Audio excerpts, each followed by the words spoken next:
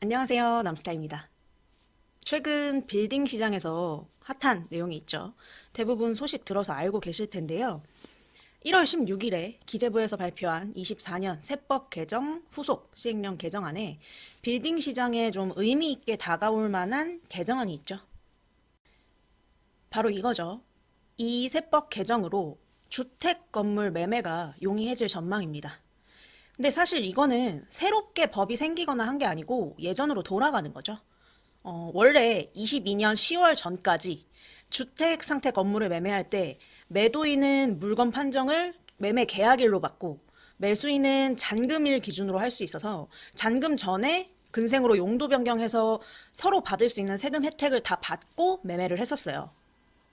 근데 그랬던 게 22년 10월 21일에 이 유권 해석이 변경되면서 물건 판정 기준일이 잔금 청산일이 돼서 매도인, 매수인 모두 주택 건물을 매매했을 때 이제 세금 폭탄을 맞게 되면서 그런 상태인 건물들의 매매가 어려워졌었던 거죠.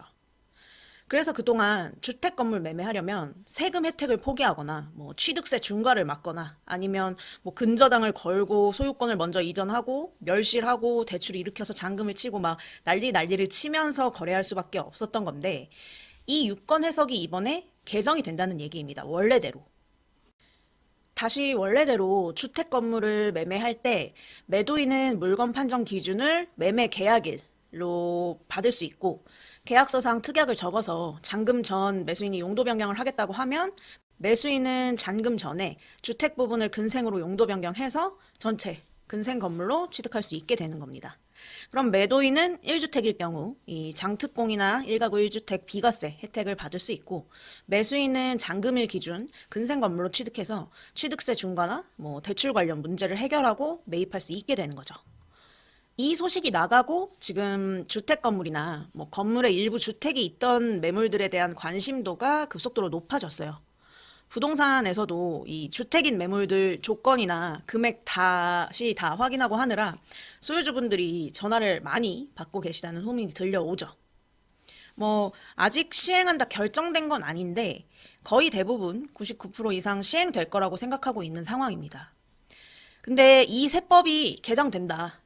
주택 건물 매매가 쉬워지겠다. 이렇게만 생각하고 끝낼 게 아니고 이 개정안이 올해 빌딩 시장에 어떤 영향을 미치게 될지, 그리고 우리는 어떤 스탠스로 접근해야 하는지를 생각해 보는 게 중요한 거잖아요. 크게 몇 가지 포인트로 좀 짚어드리면, 첫 번째, 현재 건물의 일부, 거의 대부분 근생인데, 뭐 한두 개 층 주택이 껴있어서 매매하기 애매했던 건물들은 이번 개정으로 확실한 탈출구가 생겼기 때문에 매매 진행에 큰 도움이 될 겁니다. 예를 들어서 5층짜리 건물에 1층에서 3층까지는 상가로 다 임대되어 있고 4층, 5층은 뭐 세를 주거나 본인이 살고 계시던 그런 건물들.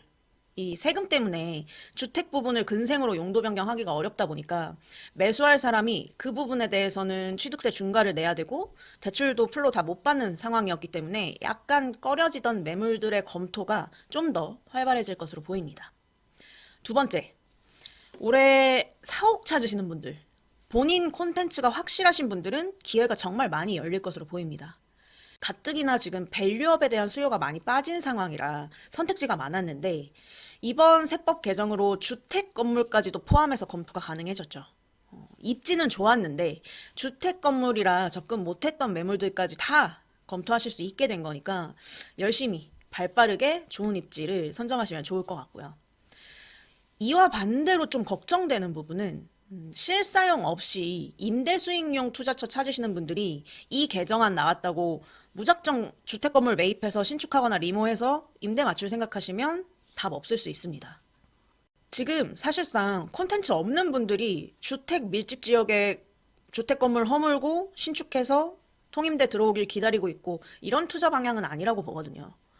20년에서 22년도 사이 한참 유행하던 낡은 노후주택 사서 밸류업해서 수익 맞춰서 엑시트.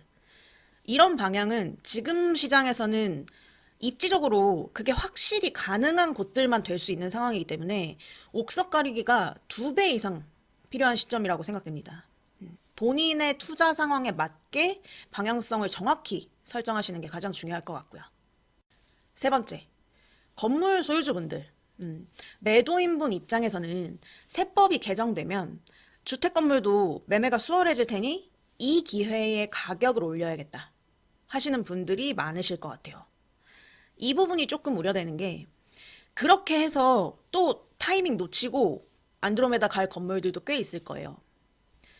물론 입지가 좋은 곳들은 이 개정안이 시행되고 가격을 올려도 매매가 되는 곳이 있겠지만 입지나 이런 것들에 대한 확실한 고려 없이 그냥 거래가 수월해졌다는 이유만으로 금액을 올려버리시면 아무리 이 세법이 개정됐어도 지금 거래로 이어지기는 힘들 겁니다.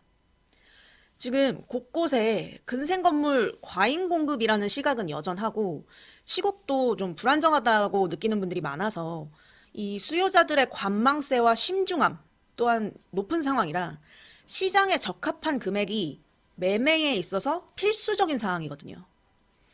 그 금액과 갭이 생기면 오히려 이 주택 건물에 대한 관심도가 높아진 현재 타이밍을 놓치고 매매가 또 한없이 길어질 수 있다는 점을 한 번씩 생각해 보시면 좋을 것 같습니다. 어차피 입지, 조건, 건물 상태 등등 여러 가지가 매매에 있어 중요한 요소들이지만 결국 가장 중요한 건 가격이거든요.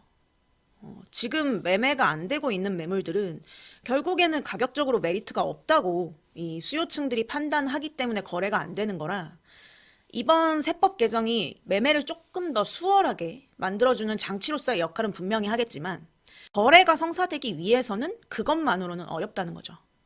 결국 시장에서 받아질 수 있는 가격이 서로 합치되어야 거래가 성사될 수 있다는 점을 간과하지 않으셨으면 좋을 것 같습니다. 이렇게 제 견해를 좀 정리해봤는데요. 올해 초 이 세법 개정으로 시장 자체는 조금 더 활발해지지 않을까 예상을 합니다. 근데 그렇다고 해서 이것만으로 거래량이 막 엄청나게 늘어난다든지 하기에는 좀 어렵지 않을까 싶어요. 아직 경기 상황이나 임대시장, 금리 이런 계속 주시해야 할 요소들이 많아서 계속 시장 분위기 체크하시면서 검토 이어나가시면 좋을 것 같습니다. 워낙 문의도 많고 관심이 높은 내용이라 이렇게 좀 영상 찍어봤고요. 빌딩 매매 관련해서 도움 필요하신 분들은 연락 주시고요. 오늘 영상은 여기까지 하도록 하겠습니다. 남스타였습니다. 감사합니다.